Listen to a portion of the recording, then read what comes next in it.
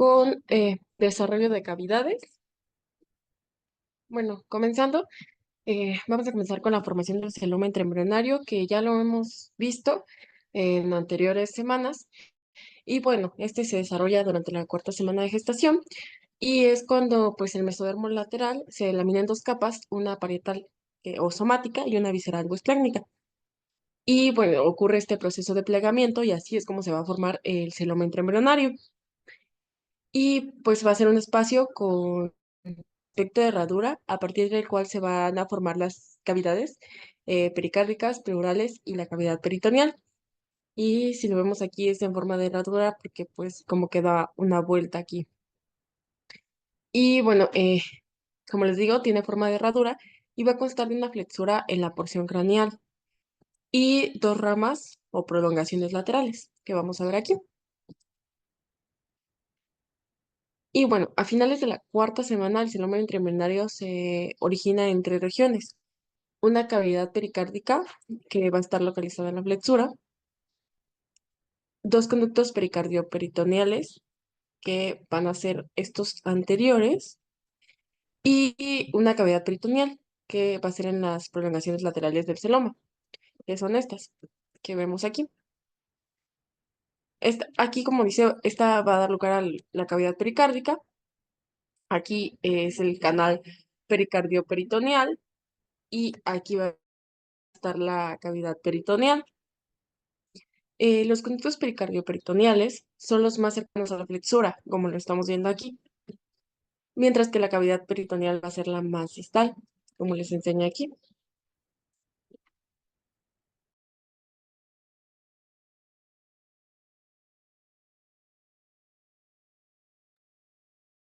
Y este,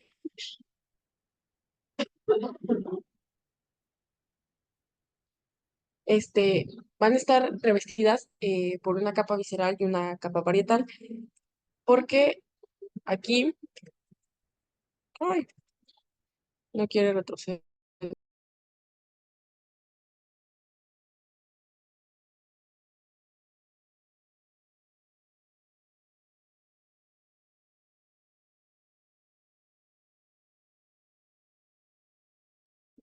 Bueno, como ya lo habíamos visto en plegamiento, van a delaminarse en dos capas.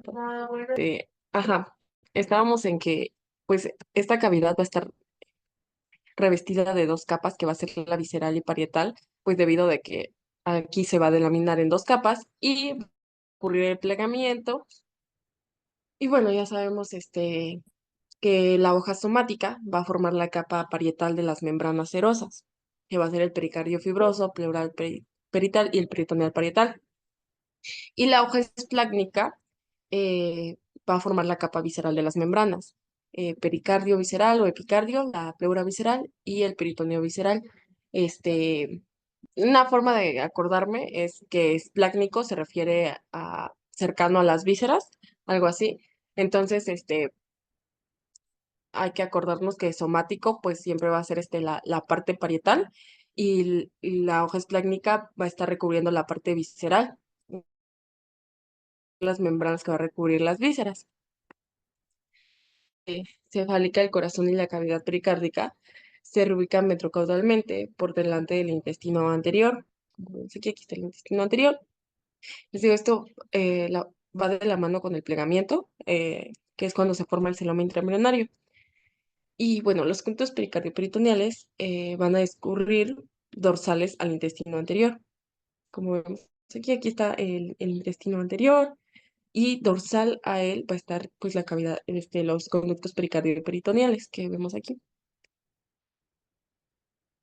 Después del plegamiento, la parte caudal del intestino anterior, el intestino medio y el intestino posterior van a quedar suspendidos mediante el mesenterio dorsal y el mesenterio ventral. El mesenterio dorsal va a estar unido a la pared abdominal posterior y el mesenterio ventral a la pared abdominal anterior, a la ventral. Y bueno, mm, los mesenterios se van a originar a partir de las hojas somática y visceral del mesodermo lateral El mesenterio va a conectar los órganos a la pared corporal, ya sea la anterior o la posterior, y a través de estos mesenterios van a discurrir vasos sanguíneos y nervios. Inicialmente se van a formar dos mesenterios, como les digo, uno ventral que va a unir el intestino a la parte anterior y uno dorsal que va a unir el intestino a la parte posterior. Eh, y esto va a dividir, pues, transitoriamente a la cavidad peritoneal en mitades derecha e izquierda. El mesenterio ventral va a desaparecer, por eso dice que va a dividir esta cavidad peritoneal transitoriamente, porque este mesenterio ventral va a desaparecer y solo va a persistir en la región caudal del intestino anterior. Este mesenterio ventral que va a persistir en la región caudal del intestino anterior va a dar origen al epipleo menor, que es el ligamento gastrohepático y hepatoduodenal, así como al ligamento falciforme, que es esto que vemos aquí. Pues es que él va a desaparecer en las demás zonas del intestino y solamente en la región caudal del intestino anterior, eh, que va a dar origen al epiploma menor, que pues ya lo hemos visto en anatomía. Y bueno, las arterias que irrigan el intestino anterior, que va a dar lugar al tronco celíaco. Las que irrigan van a dar lugar a la mesentérica superior y las que irrigan al intestino posterior van a dar lugar a la mesentérica inferior. Las arterias van a discurrir por el mesenterio dorsal. Solo hay que acordarnos que intestino anterior, tronco celíaco, medio, mesentérica superior, intestino posterior, mesentérica inferior. Pues esto se va relacionado con anatomía también. Y bueno, cierre de la pared ventral del cuerpo. Se cierra cuando finaliza el proceso gracias al desarrollo de los pliegues laterales del disco embrionario. Los pliegues laterales son esenciales ya que se van a desplazar en dirección ventral y medial y se van a fusionar en la línea media, como vemos aquí. Y la esplagnopleura va a constituir el recubrimiento de las vísceras del cuerpo. Hay que acordarnos que hay una esplagnopleura y una somatopleura. Em, la esplagnopleura es esta parte esplácnica del mesodermo lateral cuando se delamina, que se va a unir al endodermo. Y la somatopleura va a ser la parte somática del mesodermo lateral que va a estar en contacto con el ectodermo. Y por eso dice que la esplagnopleura, que es esta que está aquí, va a ser la que va a dar el recubrimiento a las vísceras. ¿Dónde nos quedamos? Ajá, mientras que la somatopleura, que ya les mencioné hace rato cuál era, va a dar lugar a la parte ventrolateral del cuerpo y a la capa parietal de las cavidades corporales, como ya lo he venido mencionando. Y el celoma intraembrionario va a constituir las cavidades corporales. Aquí tenemos el celoma intraembrionario, que vemos aquí. Y bueno, alteraciones de la pared corporal, las anomalías o defectos de la pared corporal ventral, que pues son justo estos defectos por falta del cierre de esta pared ventral del cuerpo debido a un defecto pues en el cierre de estos pliegues laterales, eh, pueden producirse a nivel torácico. Cuando se produce a nivel torácico, puede afectar al corazón y da lugar a ectopía cordis, que se refiere a la localización extratorácica del corazón. Es predominante en el sexo femenino, puede presentarse aislada como parte de la patología de Cantrell, donde el defecto es mayor. Esta pentalogía es ausencia del pericardio diafragmático, anomalías del desarrollo esternal, defectos en la región anterior del diafragma y malformaciones de la pared abdominal. Es una pentalogía, entonces va de la mano esta ectopía cordis con esta pentalogía de Cantrell y el diagnóstico es a partir del tercer mes con ecografía. A pesar de la gravedad del cuadro, en algunos casos existen posibilidades de corrección quirúrgica y pues aquí se ve la pentalogía y cómo pues involucró hasta las asas intestinales. Y aquí algunas imágenes que aquí se ve el fallo que hubo en el cierre de estos pliegues laterales y pues el corazón está fuera de la cavidad torácica. Vemos también. Otra anomalía por falta de cierre de estos pliegues laterales en la parte ventral es la gastrosquisis. Este es un defecto de la pared abdominal. El otro era de la torácica. Y esto va a permitir la herniación de las fosas intestinales.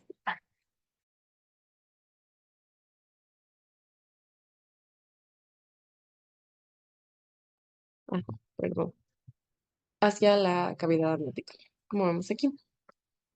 Y les digo, esto es cuando no hay un cierre de la región abdominal y generalmente se presenta en la zona paraumbilical derecha. Y bueno, derecha porque en el Arteaga dice que en esa zona derecha puede haber daño isquémico debido a que la área paraumbilical derecha es una zona de mayor susceptibilidad a una afección de la arteria mesentérica derecha. Eso menciona que por eso es más común que sea del lado derecho.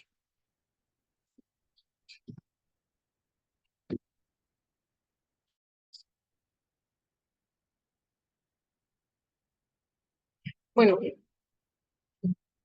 su incidencia de 3 casos de cada 10.000 nacimientos y es más frecuente en madres jóvenes y asociadas a exposición al humo del tabaco. Su diagnóstico se puede realizar mediante ecografía y lo que ya habíamos visto, lo de alfa-fetoproteína alta en sangre materna y líquido amniótico y pues las sales intestinales con el riesgo de anudarse entre sí o sufrir lesiones. Imagen.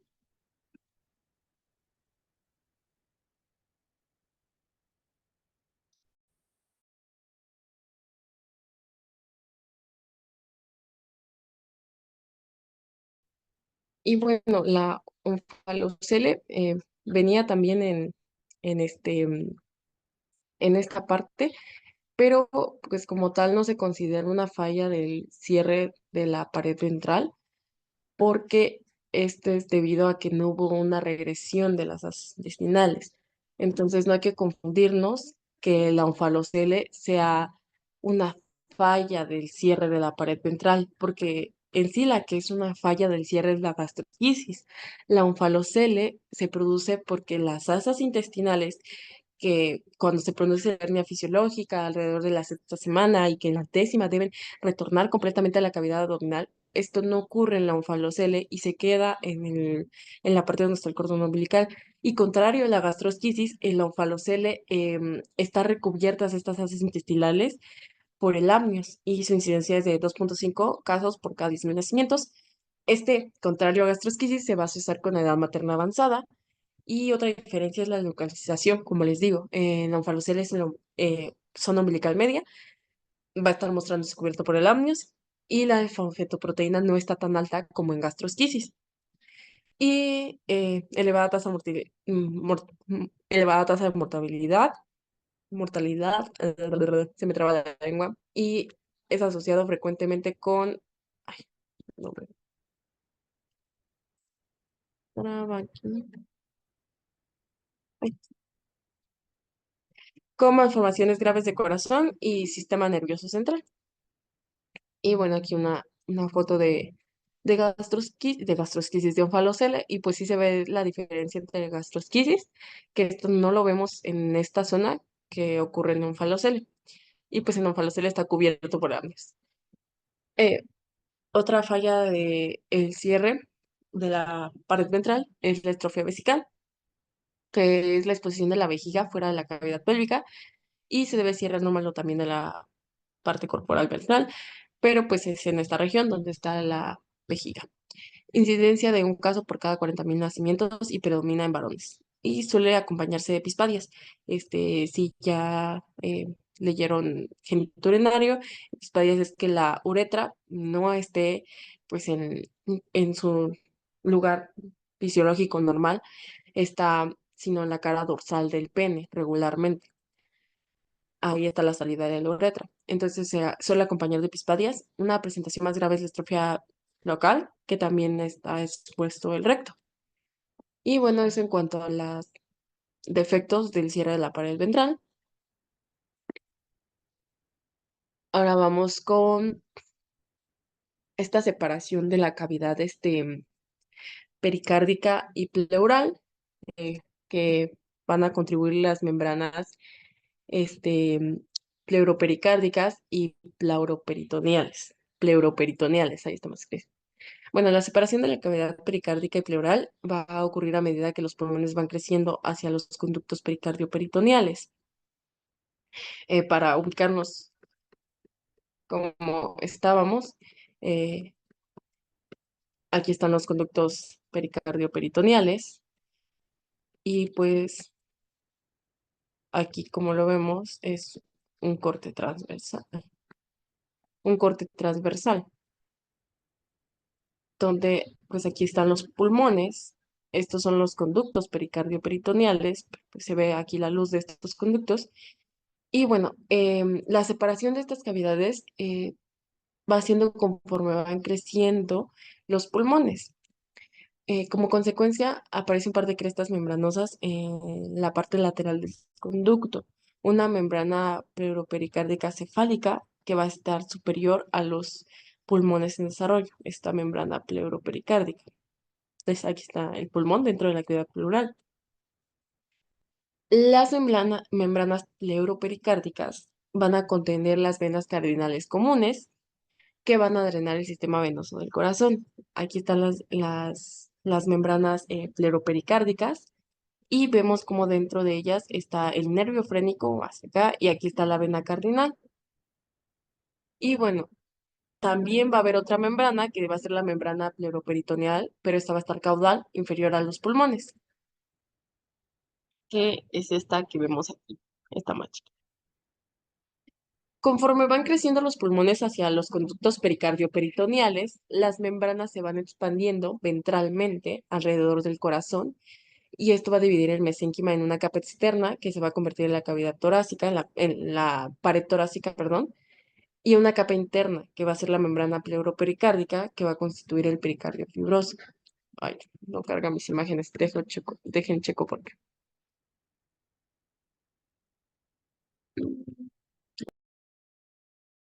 Listo.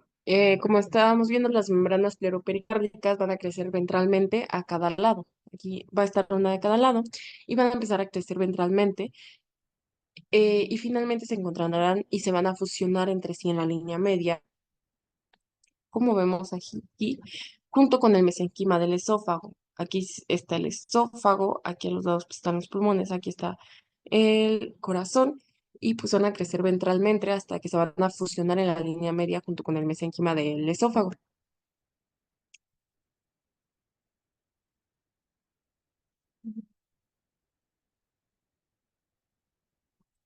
Las membranas pleuroperitoneales ay, se van a proyectar hacia los conductos pericardioperitoneales con ayuda de los mioblastos.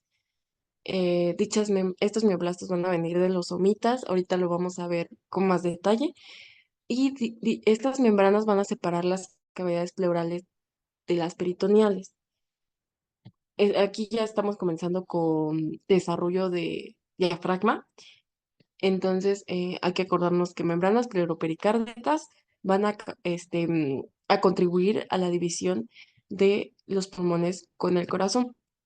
Y membranas pleuroperitoneales, como su nombre lo dice, a las cavidades pleurales con la peritoneal. Durante la sexta semana se fusiona con el mesenterio dorsal del esófago. Aquí está el esófago y aquí está el mesenterio dorsal del esófago. Y el tabique transverso, que está aquí. Estas son las membranas pleuroperitoneales, eh, mesenterio dorsal del esófago y tabique transverso. Todos ellos se van a fusionar para contribuir a la división de las cavidades pleurales con la peritoneal. Eh, Justo los componentes que les estaba explicando hace rato, el tabique transverso, membranas peritoneales, mesenterio dorsal del esófago y componentes musculares de los somitas cervicales 3 y 5. Esos son los cuatro componentes importantes para el desarrollo del diafragma. El tabique transverso va a estar compuesto por tejido mesodérmico, va a formar el primordio del centro tendinoso, hay que acordarnos de eso, tabique transverso, centro tendinoso del diafragma. Este tabique va a crecer dorsalmente, como se ve aquí, y va a crear una división semicircular que va a separar el corazón del hígado. Puede aparecer a finales de la tercera semana. Para la cuarta semana va a adquirir una su posición definitiva gracias al plegamiento. Si se acuerdan del plegamiento, el tabique transverso pues, estaba cerca del corazón y al ocurrir el plegamiento pues cambia de posición. Entonces, este tabique transverso va a aparecer desde la tercera semana y está compuesto por tejido mesodérmico y pues forma el centro tendinoso. Eso es lo importante del tabique transverso que va a formar el centro tendinoso del diafragma. Eh, Se volvió a repetir. Eh, Después de que las cavidades pleurales se separan de la cavidad pericárdica, esta última aún se va a seguir comunicando con la cavidad peritoneal. La cavidad pericárdica se va a seguir comunicando con la cavidad peritoneal mediante los canales pericardio-peritoneales que van a estar situados a los lados del esófago, como se ve aquí. O sea, primero va a ocurrir la separación de la cavidad pleural con la pericárdica. Y la pericárdica va a seguir teniendo comunicación con la cavidad peritoneal, pero la pleural ya no. Y esta comunicación de la cavidad pericárdica con la peritoneal va a ser gracias a estos conductos que vemos aquí al lado, que van a ser los canales pericardio-peritoneales. Estos conductos van a desaparecer una vez que el tabique transverso se va a empezar a expandir y se va a fusionar con las membranas pleuroperitoneales y con el mesenterio del esófago. Esto comienza a ocurrir alrededor de la sexta semana. Las membranas pleuroperitoneales van a formar las porciones laterales amplias en la etapa fetal temprana y después van a empezar a reducirse en el diafragma del recién nacido. El mesenterio dorsal del esófago va a originar los pilares diafragmáticos. Si conocemos anatomía de diafragma, pues sabemos a qué nos referimos con los pilares diafragmáticos que va a formar este mesenterio del esófago. El tabique transverso, como ya les vengo diciendo, va a construir la centrofrénico porción tendinosa. Durante la semana 9 y 12, los pulmones y las cavidades pleurales crecen y las paredes corporales laterales se van a segmentar verticalmente y esto va a formar dos capas, una capa externa que va a constituir la pared abdominal definitiva y una capa interna que va a constituir las porciones periféricas del diafragma. Y bueno, estos recientes han demostrado que el gen WT1 y la vía de señalización WNT y catenina beta participan en los procesos de regulación, diferenciación, proliferación mesotelial, muerte celular durante el desarrollo de este diafragma. Y bueno, el diafragma va a sufrir un cambio de postura, porque durante la cuarta semana el tabique transverso se va a situar a nivel cervical. En la sexta semana el diafragma en desarrollo se sitúa a nivel de las somitas torácicas y en la octava semana se localiza a nivel de la primera vértebra lumbar, perdón. Esto es debido a que la parte dorsal del embrión va a crecer más deprisa que la parte ventral. Inervación, bueno, la inervación del diafragma es muy curiosa. Si se acuerdan, les dije que las membranas pleuroperitoneales se ayudaban a crecer para fusionarse debido pues sí, a los mioblastos que vienen de los somitas, para decirlo mejor. Estos mioblastos que vienen de los somitas son de los somitas C3 a C5. Y como dice aquí, durante la quinta semana, los mioblastos de estos somitas de C3 a C5 van a migrar hacia el diafragma en desarrollo. Esto va a llevar consigo a sus fibras neurales. Esto va a dar origen al nervio frénico que inerva este diafragma. El nervio frénico tomará un curso descendente desde C3 C5, desde su origen cervical, adquiriendo una longitud cercana a los 30 centímetros ya en un adulto. Y bueno, que contribuye más en C4, C3 y C5 son más accesorios. C4 contribuye más para dar origen a este nervio frénico que va a tomar un curso descendente para inervar al diafragma. Pero pues hay que acordarnos que el nervio frénico inerva el diafragma por este origen de los mioblastos de estos somitas de C3 a C5. El borde costal del diafragma va a recibir fibras sensitivas de los nervios intercostales inferiores de T5 a T12 y subcostal T12, debido a que la parte periférica del diafragma se origina de las paredes corporales laterales. Y bueno, viene aquí un esquema: diafragma, tabique transverso, centrofrénico, porción tendinosa, membranas peritoneales, músculo de la pared lateral corporal y somitas cervicales de C3 a C5, como ya vimos, la porción muscular.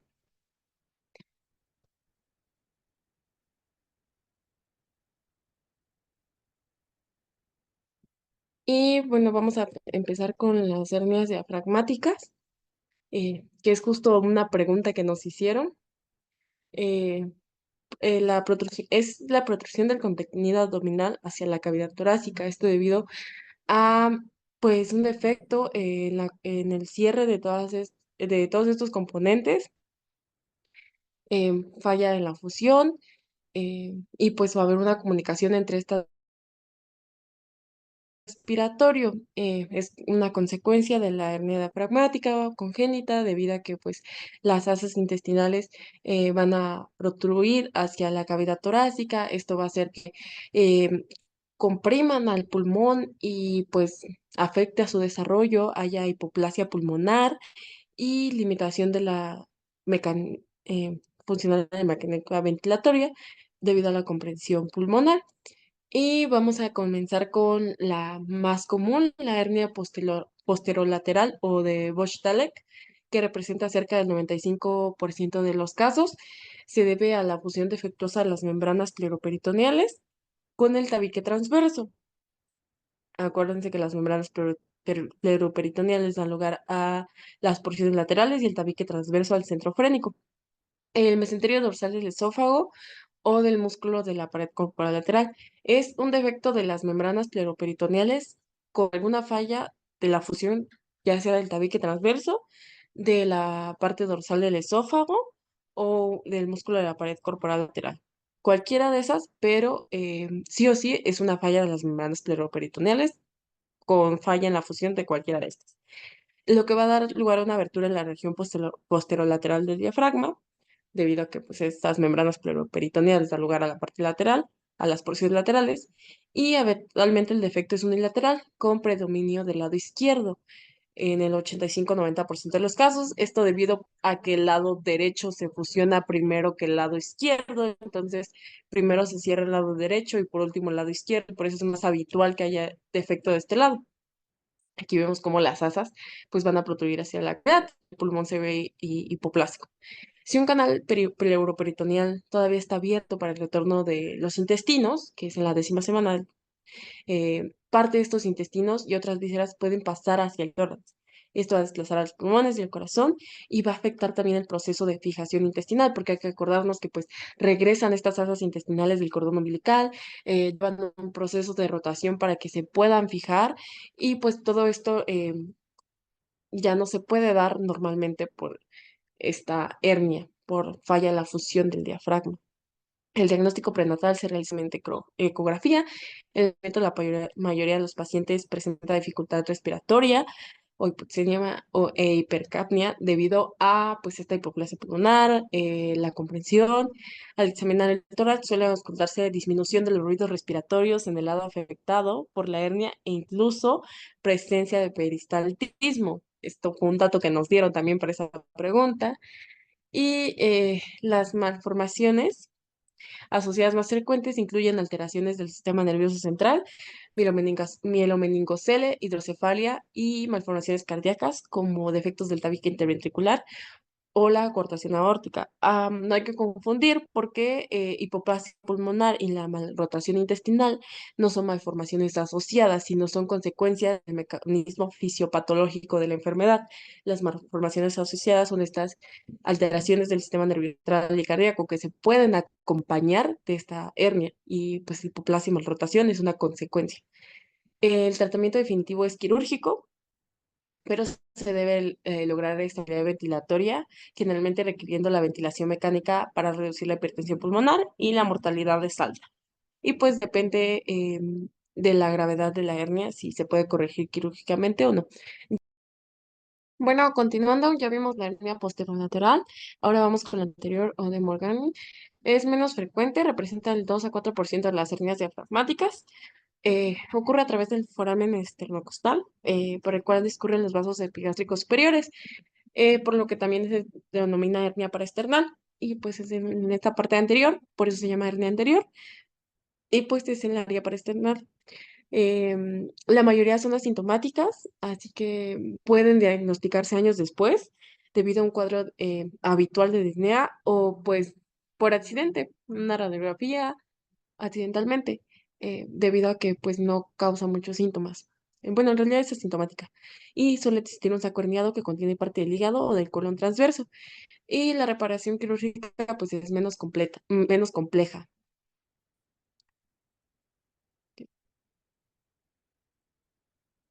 Y ahora vamos con la hernia hiatal, que se produce por el paso de una porción del estómago a través del hiato esofágico. Hay que recordar anatomía de diafragma, hay un hiato esofágico y pues una parte del estómago pues sale por este hiato esofágico donde solo pasa el esófago y aunque normalmente esto constituye una lesión adquirida pues debido a obesidad o envejecimiento y es poco frecuente que se dé por una normalidad congénita, es más común que sea por una lesión adquirida. Y sus principales manifestaciones pues son reflujo, dolor, virus y secundarias al reflujo intestinal asociado. Y ahora vamos con el caso clínico que nos presentaron en el concurso relacionado con esto. Y bueno, dice que es un recién nacido de 5 días. Es llevado a urgencias por aparición de cianosis peribucal durante la alimentación al seno materno y llanto. No tiene antecedentes familiares de importancia. En la exploración se observa una disminución de los movimientos respiratorios. En el motórax izquierdo, los ruidos pulmonares se encuentran disminuidos y hay presencia de peristalsis en campo pulmonar izquierdo. Tras solicitar una radiografía de tórax, se confirma el diagnóstico de hernia de Busch-Dallek congénita. En la siguiente imagen señala qué componente del diafragma estuvo involucrado en este defecto. ¿Cuál creen que es? El 3 dice claro que el 2.